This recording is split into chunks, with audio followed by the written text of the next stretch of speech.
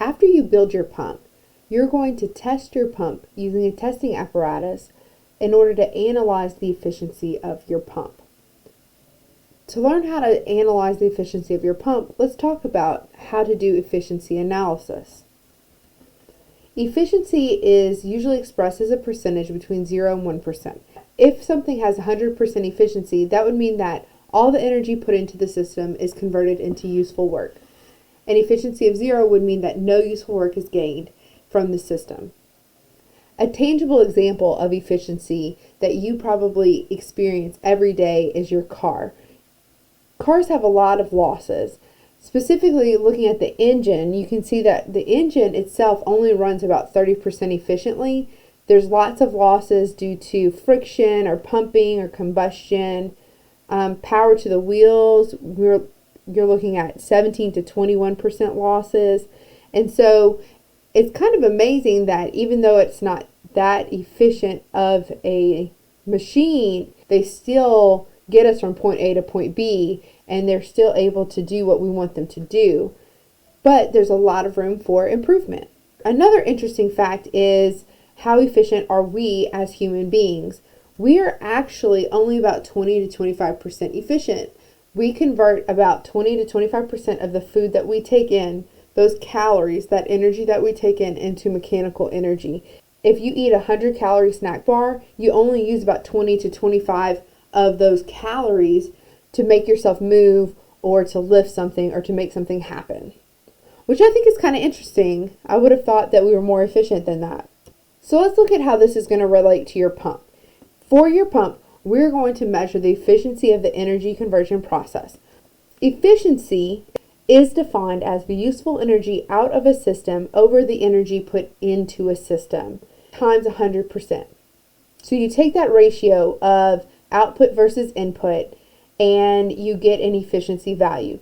Notice efficiency is represented by the Greek letter eta. It's kind of that funky N that you see on the screen. What we're looking at with our pump is that the pump will convert electrical energy.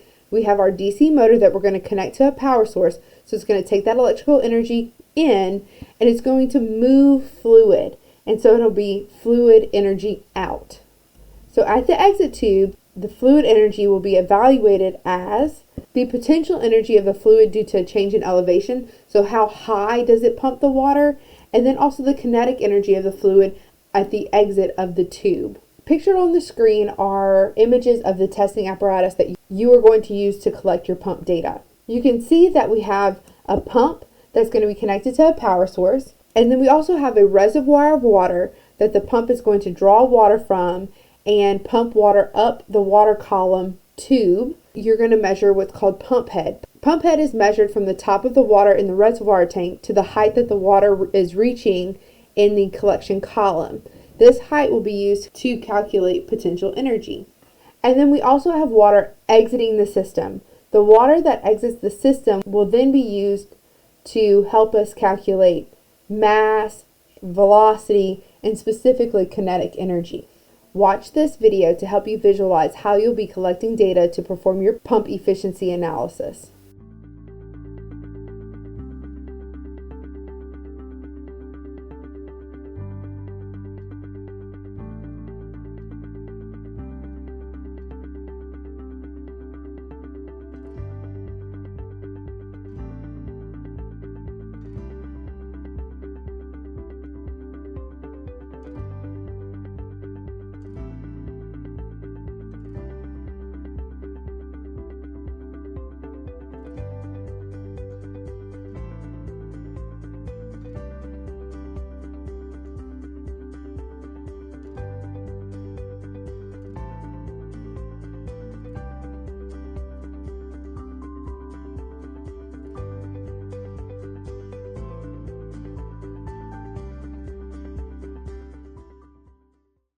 Let's break down the pump efficiency equation to determine what exactly is going to be part of our numerator and part of our denominator.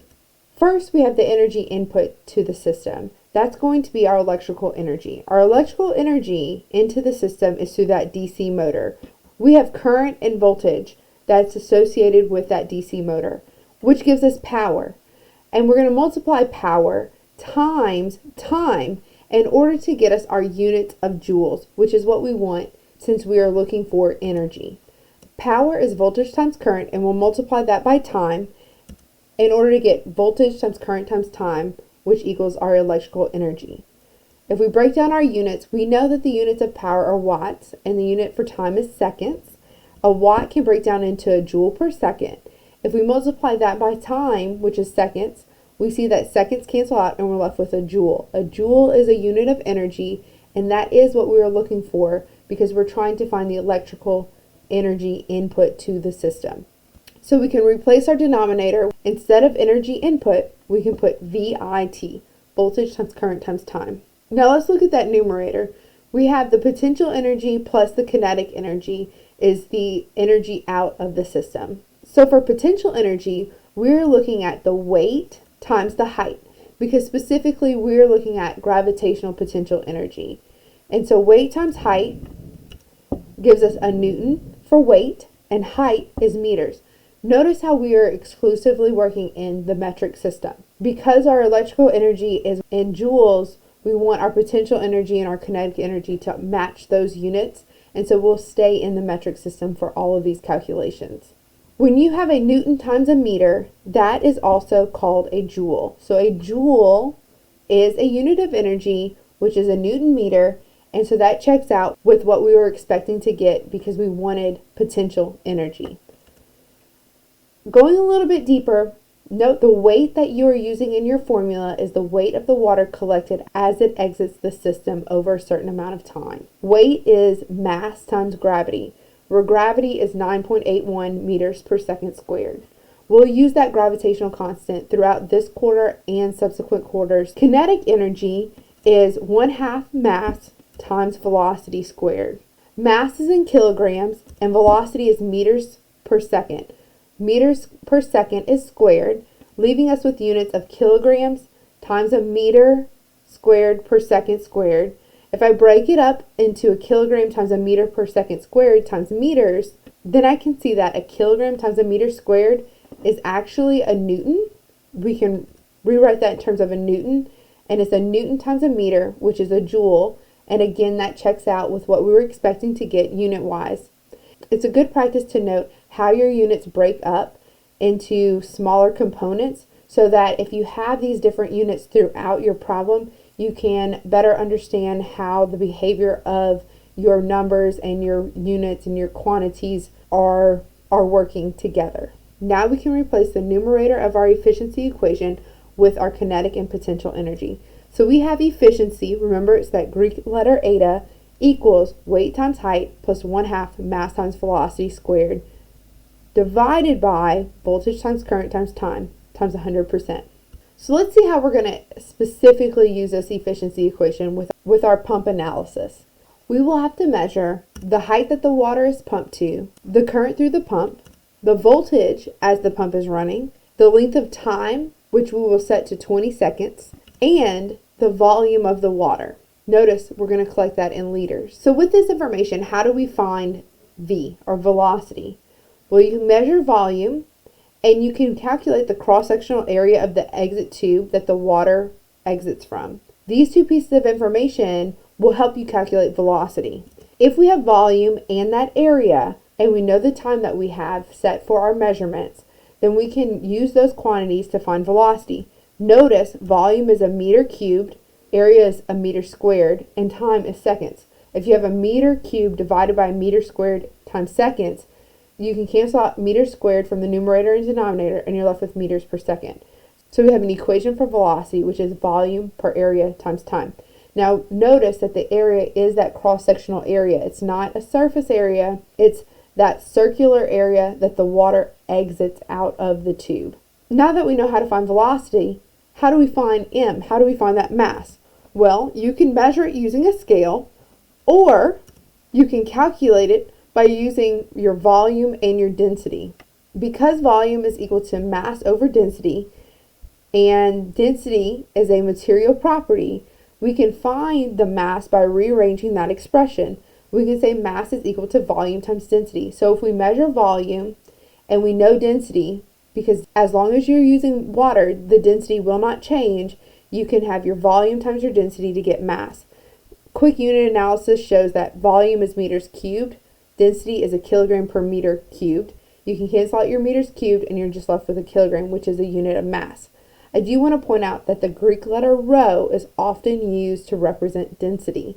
So you will use the quantities of volume and cross-sectional area in order to find your velocity and volume and density in order to find your mass. Sometimes these quantities are a little hard to understand, and so we will get you to also report one additional quantity, and that is the flow rate. You're going to need to calculate the flow rate. Flow rate is the volume of water pumped per time. So when you have your volume, you can divide it per time and you'll get your flow rate. Flow rate, though, is written in units of liters per minute.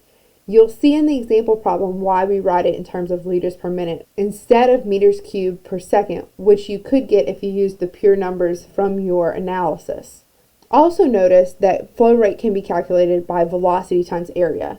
If you utilize that equation that we have written on the left, volume over area times time for velocity, you can see how you can rearrange to get velocity times area or volume pumped per time in order to get flow rate. A couple of things that you might also need to know in order to work these problems, and that is that 1 liter is equal to 0.001 meters cubed, and the density of water is 1,000 kilograms per meter cubed.